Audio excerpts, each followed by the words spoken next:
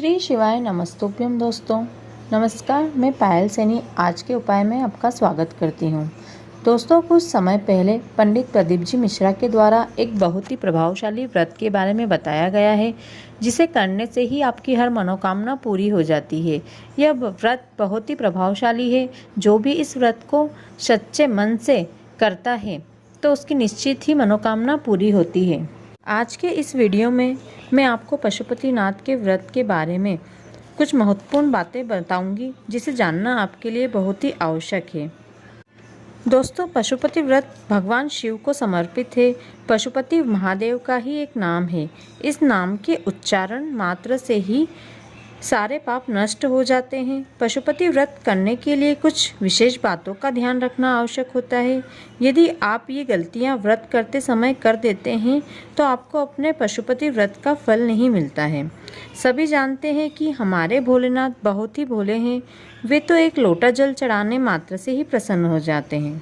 लेकिन जब आपको किसी मनोकामना पूर्ति के लिए कोई पूजा या व्रत करना होता है तो उस व्रत और पूजा के कुछ नियम होते हैं। इन व्रत और नियमों को ध्यान में रखते हुए ही वो व्रत या पूजा करनी चाहिए। पशुपति व्रत भी ऐसे ही व्रतों में से एक व्रत है, जिसको करने के लिए कुछ नियम बताए गए हैं। तो इस व्रत को करने के जो नियम बनाए गए हैं, उन नियमों को ध्यान में रखते हुए इस व्रत को करें।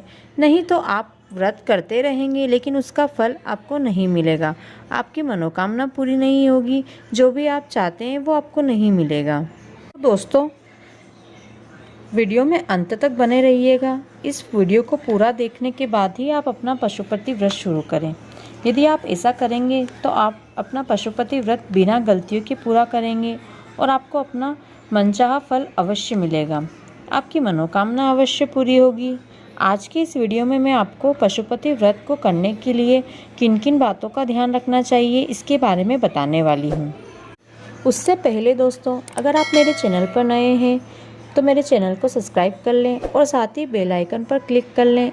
इससे मेरे चैनल पर जब भी कोई वीडियो आएगा तो उसका नोटिफिकेशन आपको मिल जाएगा। तो चलिए वीडियो शुरू करते हैं। सबसे पहली बात दोस्तों, पशुपति व्रत को 5 सोमवार के लिए किया जाता है। यह महीने के किसी भी सोमवार से शुरू किया जा सकता है, किसी भी तिथि से शुरू किया जा सकता है। इसके लिए ऐसा कोई रूल नहीं है।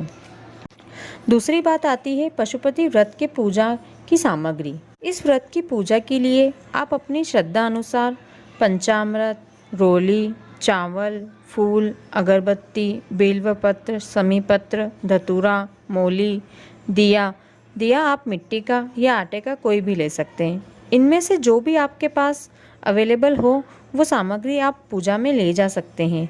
सुबह की पूजा में आपको अभिषेक करना है। शाम की पूजा केवल आपको बिना अभिषेक के ही करनी है। यदि आपको पूजा के लिए बेलपत्र कहीं ना मिले तो आप मंदिर में शिवलिंग के ऊपर से बेलपत्र लेकर धोकर उसी बेलपत्र को शंकर जी को समर्पित कर सकते हैं। दोस्तों, पशुपति व्रत की पूजा सुबह और शाम दोनों समय की जाती है। दोस्तों, अगली बात जो ध्यान रखनी है वो यह है कि जब भी आप पशुपति व्रत करते हैं तब आप शिवलिंग पर जल चढ़ाते समय ओम पशुपति नाथाय नमः मंत्र का जाप करें। जब भी आप किसी साधारण शिवलिंग पर पशुपति नाथ का नाम लेकर जल चढ़ाते हैं तो आपको पशुपति मंदिर में जल चढ़ाने के बराबर फल मिलता है। शिव पुराण में कहा गया है कि जिस मंदिर में पशुपति नाथ का पहला व्रत शुरू किया जाता है उसी मंदिर में आपको 5 व्रत पूरे करना होते हैं। व्रत के बीच में मंदिर नहीं बदला जा सकता। दोस्तों, यदि आपको व्रत के बीच में कहीं जाना पड़ जाए तो आप केवल व्रत करें लेकिन पूजा ना करें, और ना ही ये व्रत आपके पशुपति व्रत के 5 सोमवार में गिना जाएगा। यदि आपके पीरियड्स आ गए हैं तो भी आप केवल व्रत करें, पशुपति व्रत की पूजा ना करें। यदि आपका कोई अन्य व्रत सोमवार के दिन आ गया है तो आप अपने व्रत को करें, उसकी पूजा करें, पशुपति व्रत ना करें। यदि आप किसी किराए के घर में रहते हैं तो जब तक आपका पशुपति व्रत पूरा नहीं हो जाता है तब तक आप अपना घर नहीं बदल सकते हैं। शिव पुराण के अनुसार जिस घर में रहकर आपने पहला पशुपति व्रत शुरू किया है, आपको पूरा पशुपति व्रत उसी घर में रहकर पूरा करना होता है। दोस्तों, ध्यान रखने वाली बात यह है कि जब आप एक बार अपना पशुपति व्रत पूरा कर लें, उसके बाद अगला पशुपति व्रत करने के लिए बीच में 3 महीने छोड़ने होंगे। जब भी आप की पूजा करने मंदिर जाएं, तब आप बिना चप्पल के ही जाएं। यदि मंदिर बहुत ज़्यादा दूर है तो आप अपनी चप्पल पहन सकते हैं। पशुपतिनाथ व्रत की पूजा घर के शिवलिंग की कभी नहीं की जाती है। इस व्रत की पूजा मंदिर में शिवलिंग की ही की जाती है, ऐसा शिव पुराण में बताया गया है। पशुपतिनाथ व्रत की पूजा की थाली में आप सुबह की पूजा के लिए जो भी सामग्री रखें वह आप इतनी रखें कि आप उसी सामग्री उसी थाली से शाम की पूजा भी कर सकें। शिवलिंग पर पूजा करते समय जो भी अक्षत या चावल के दाने चढ़ाए जाते हैं वो टूटे हुए नहीं होना चाहिए। शिवलिंग पर हमेशा पूरे चावल के दाने ही चढ़ाए जाते हैं। शिव पुराण में कहा गया है कि यदि घर में 2 या 3 लोग एक साथ पशुपति व्रत कर रहे हैं तो हमेशा ध्यान रखना है कि हर व्यक्ति की पूजा की थाली अलग होनी चाहिए, हर व्यक्ति की पूजा की सामग्री अलग होनी चाहिए, हर व्यक्ति के 6 दिए अलग होना चाहिए और जो मीठे का प्रसाद बनाया गया है वो भी आपको अलग अलग बनाना है और अलग अलग लेकर उसे जाना है। अगली बारी आती है पशुपति व्रत में क्या खाना चाहिए। पशुपति व्रत में आप सुबह फलाहार कर सकते हैं और शाम को पूजा के बाद भोजन किया जा सकता है। इस व्रत में आप दोनों समय नमक ग्रहण कर सकते हैं। पशुपति व्रत की शाम की पूजा के लिए मीठा ले जाना आवश्यक होता है।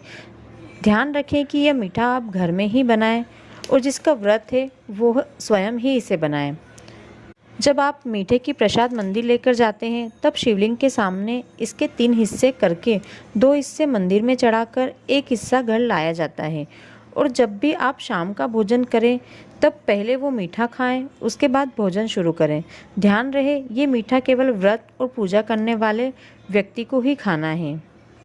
और आपको एक बात जो ज़रूरी ध्यान रखना है वह यह कि शाम की पूजा का प्रसाद केवल इतना ही बनाना है जितना आप मंदिर ले जाएं, घर पर छूटना नहीं चाहिए। पशुपति व्रत के लिए हमें 6 घी के दिए मंदिर ले जाने होते हैं। मंदिर में जाने के बाद इन 6 दियों को शिवलिंग के पास नीचे रखना होता है। अब 5 दिए वहीं जलाना है। जब आप पहला दिया जलाएं उससे पहले मन में कामना कर लें कि भोलेनाथ मैं पशुपति व्रत कर रही हूँ। शिव पुराण के अनुसार सुना है मैंने, आप दुनिया के कष्ट हरते हैं, सभी की मनोकामना पूरी करते हैं। मेरी भी एक मनोकामना है जो आपके चरणों में अपनी कामना कर रही हूँ। उसके बाद दिया जलाएं। जब भी आप दिया लगाएं ध्यान रखें कि दिए से दिए नहीं जलाना है। किसी और के पहले से रखे दिए में अपनी बाती नहीं लगाएं। घर से अपने दिए, माचिस सभी चीज़ें लेकर जाना चाहिए। मिट्टी के दिए ना हो तो आप आटे के दिए बनाकर भी ले जा सकती हैं। अब 5 दिए वहीं लगाकर शिवलिंग के यहाँ लगाना है और एक दिया बिना जलाए वापस अपनी थाली में रख लें। और जब घर में प्रवेश कर रहे हों तो मुख्य द्वार पर सीधे हाथ की तरफ उस दिए को प्रज्वलित कर फिर से अपनी कामना भगवान भोलेनाथ से कहें और फिर घर में प्रवेश करें। दोस्तों, ध्यान रखें जब भी आप कोई व्रत या पूजा करते हैं तो उस समय फटे हुए और जले हुए कपड़े नहीं पहनना चाहिए। दोस्तों, ध्यान रखें यदि आप किसी कारणवश पशुपति व्रत की पूजा नहीं कर सकती हैं, जैसे पीरियड्स हों या आप घर से दूर हों या किसी और व्रत की पूजा कर रही हैं, तो आपको केवल व्रत करना है। लेकिन ध्यान रखें ये व्रत आपके पशुपति के 5 सोमवार में नहीं गिना जाएगा। आपको इसे छोड़कर 5 सोमवार के व्रत करना है।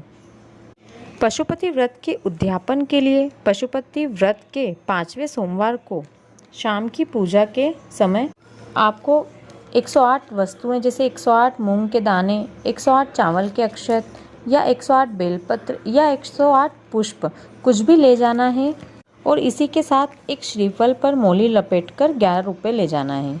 अब इन 108 चीज़ों और श्रीफल को दक्षिणा रखकर बाबा को समर्पित कर दें। दोस्तों, ऐसा कहा जाता है कि पशुपति व्रत से भगवान शंकर अत्यंत प्रसन्न होते हैं और 5 व्रत पूरे होने से पहले ही आपकी मनोकामना पूरी कर देते हैं। अगर आप सच्चे मन और सही तरीके से इस व्रत को करते हैं तो जल्दी ही इस व्रत का परिणाम आपको देखने को मिलता है। पशुपति व्रत को पूरी श्रद्धा, भक्ति और विश्वास से करना चाहिए। इस व्रत में अहंकार का कोई स्थान नहीं होता है।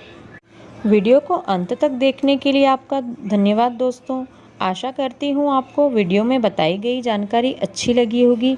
इस वीडियो को अपनों के साथ शेयर अवश्य करें जिससे वे भी इस जानकारी का लाभ उठा सकें। और साथ ही यदि आप मेरे चैनल पर नए हैं तो चैनल को सब्सक्राइब कर लें और साथ ही बेल आइकन को प्रेस कर